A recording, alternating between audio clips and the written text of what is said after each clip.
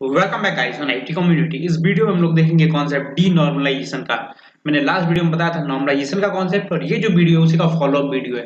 और I think ये last video होगा इस पर्टिकुलर सेक्शन का, और नेक्स्ट डे से हम लोग मूव करेंगे अपने सेक्शन 6 में, जहाँ पे हम लोग देखेंगे कि हम लोग कैसे एसक्यूएल में प्रोग्रामिंग के कॉन्सेप्ट्स को अचीव कर सकते हैं, लूप और सारी चीजों को हम लोग कैसे इंप्लीमेंट कर सकते हैं। उसके पहले मैंने एसिड प्रॉपर्टी, कीज और कई सारे डीबीएमएस और एसक्यूएल के सारे टॉपिक्स को कवर कर दिया है। तो अगर अभी तक आपने इस प्लेलिस्ट को फॉलो नहीं किया है तो लिंक मिल जाएगा आपको आई बटन पे, आप उसको क्लिक करके इस प्लेलिस्ट को फॉलो कर सकते हैं। तो चलिए चलते हैं और देखते हैं कि क्या कॉन्सेप्ट होता है डी नॉर्मलाइजेशन का, और ये भी देखेंगे कि ये कैसे अलग है नॉर्मलाइजेशन से। तो उसके लिए मैं आ जाता हूँ और मैंने कुछ शॉर्ट नोट बना के रखा हुआ है। जैसा कि मैंने पिछले वीडियो में बताया था नॉर्मलाइजेशन वाले वीडियो में कि जो मेरा पर्टिकुलर टारगेट है एसक्यूएल ना कि डीबीएमएस, बट मैं डीबीएमएस के कॉन्सेप्ट को ले रहा हूं ताकि आपको बेसिक अवेयरनेस हो जाए कि डीबीएमएस के कौन कौन से कॉन्सेप्ट होते हैं जो कि आपको पता होना चाहिए अलोंग विद द एसक्यूएल। उसी टर्म में देखते हैं हम लोग डीनॉर्मलाइजेशन का कॉन्सेप्ट। कॉन्सेप्ट बहुत डीप में नहीं होगा, मैं सारी चीजें नहीं कवर, हाँ लेकिन मैं इतना जरूर कवर कर दूंगा कि अगर आपके कहीं एग्जाम में आ गया तो आप पेजेस भर दें। तो चलिए देखते हैं क्या कॉन्सेप्ट होता है डीनॉर्मलाइजेशन का। Denormalization can be defined as the technique used for normalizing the existing database for giving a boost to performance। अभी हम लोग जो नॉर्मलाइजेशन का कॉन्सेप्ट यूज करते थे वो करते थे टेबल को क्या करने के लिए, रिडंडेंसी को घटाने के लिए और कंसिस्टेंसी को बढ़ाने के लिए। बट जो डीनॉर्मलाइजेशन का कॉन्सेप्ट यूज होता है वो होता है आपके एग्जिस्टिंग डेटाबेस में, ताकि उसका परफॉर्मेंस बढ़ जाए।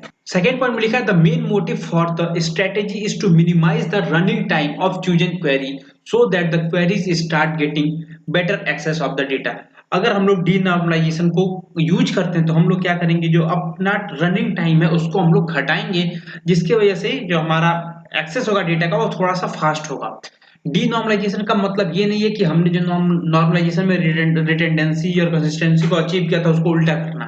What are the major advantage of denormalisation? आखिर डीनॉर्मलाइजेशन करने के मेजर एडवांटेज क्या है? तो पहला है retrieving data. The user have to join very fewer tables that boost up the processes and make it less time consuming. It can be hardly handled while storing the data। इसका मतलब क्या हुआ कि जो यूजर को पहले 3 या 4 या 5 10 टेबल ज्वाइन करनी पड़े, तो हो सकता है कि आफ्टर डीनॉर्मलाइजेशन उसको कम ज्वाइन करना पड़े, और जो इसका टाइम कंज्यूमिंग प्रोसेस था वो थोड़ा सा लेस टाइम कंज्यूमिंग बन जाए। जहां पे हो सकता है 10 सेकंड लग रहे थे, अब वहां पे 1 या 2 सेकंड लगे। तो ये एक इसलिए भी हम लोग डेटा डीनॉर्मलाइजेशन के कॉन्सेप्ट को यूज करते हैं। और दूसरा table reduction. There are many instance where the number of table get reduce by using denormalisation. अब अगर अगर अभी तक आपने प्रोफेशनली कभी डेटाबेस पे काम नहीं किया हुआ तो आपको लगता होगा कि एक ऑर्गेनाइजेशन में मुश्किल से 10 12 15 20 टेबल होते होंगे। बट आपको बता दूं कि नॉर्मल ऑर्गेनाइजेशन में कम से कम 3 4 5 हजार टेबल होना बहुत नॉर्मल बात है, अगर कोई एक अच्छा ऑर्गेनाइजेशन है तो वहां पे जब आप बात करते हैं तो वहां पे जो आपकी टाइम होती है या फिर जो ये सब कॉम्प्लेक्सिटी होती है वो खुल होता है ना, खुल के बाहर आती है। अगर कोई क्वेरी लेट एग्जीक्यूट हो रही है तो आपको समझ में आएगा कि हाँ ये क्वेरी लेट एग्जीक्यूट हो रही है। कोई फास्ट एग्जीक्यूट होगी तो भी आपको समझ में आएगा।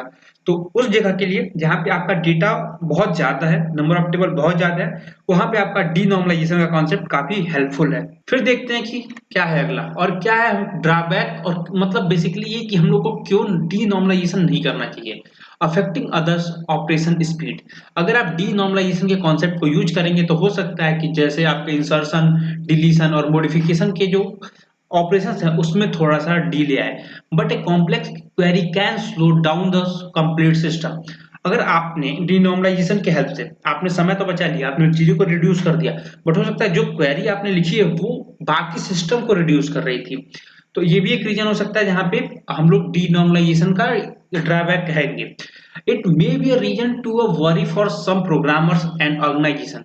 मैंने फिर बताया कि अगर आप ऑर्गेनाइजेशन के लिए काम कर रहे हैं तो आपके पास डेटा बहुत कम नहीं होने वाला है, आपके पास जो डेटा होगा वो लाखों करोड़ों में हो सकता है। जैसे अगर आप फेसबुक की बात करें, ज्यादा नंबर ऑफ डेटा होगा वहां पे, 10 20 50 डेटा नहीं होगा वहां, 500 डेटा 5000 डेटा भी नहीं होगा, वहां पे बहुत बड़ा डेटा होगा। तो उस समय के लिए हम लोग को डीनॉर्मलाइजेशन यूज नहीं करना चाहिए। जैसा कि आपको पता है कि हर चीज का अपना प्रोज है तो कॉन्स भी है। तो आप अगर प्रोज भी है तो कहीं कॉन्स भी है। अब आपको कब यूज करना है ये आपके लॉजिकल थिंकिंग और क्रिटिकल थिंकिंग पे डिपेंड करता है कि आपको जो अचीव करना है वो किस प्रोसेस से हो रहा है। जो प्रोसेस से हो जाए वो वही आपके लिए सुटेबल है, बस इतना ही है। तो देखते हैं कि क्या ड्रॉबैक है डीनॉर्मलाइजेशन के। एडिशनल स्टोरेज स्पेस में a large amount of data need to be duplicated during the normalization process।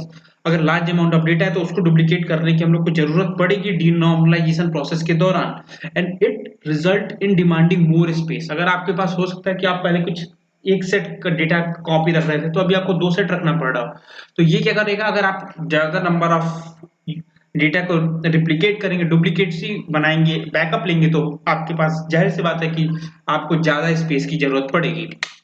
उसके बाद से एक्स्ट्रा कोडिंग, ये सारी चीजें अचीव होंगी बाय द कोडिंग। ऐसा तो कोई है नहीं कि कुछ रोबोट है या कुछ मशीन है जिसके थ्रू हो गया, everything you need to code. और अगर आप कोड करेंगे तो वहां पे आपके डेवलपर की एफिशिएंसी और आपका रिसोर्सेस और बहुत सारी चीजें भी जाएंगी।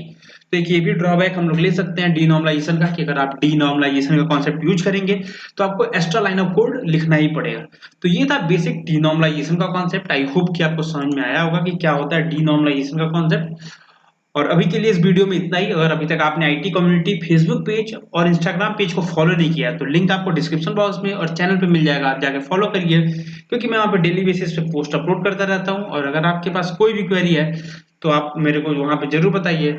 Thank you guys for watching this video. अगर ये वीडियो आपको पसंद आया तो वीडियो को लाइक करिए और अपने दोस्तों के साथ जरूर शेयर करिए और अपना इंपॉर्टेंट फीडबैक कमेंट बॉक्स में जरूर ड्रॉप करिए। साथ में अगर अभी तक आपने इस चैनल को सब्सक्राइब नहीं किया है तो सब्सक्राइब करिए, बेल आइकन को हिट करिए, क्योंकि ऐसे ही वीडियो मैं डेली बेसिस पे इस चैनल पे अपलोड करता रहता हूँ। Thank you guys for watching this video. I really appreciate your time. Thank you.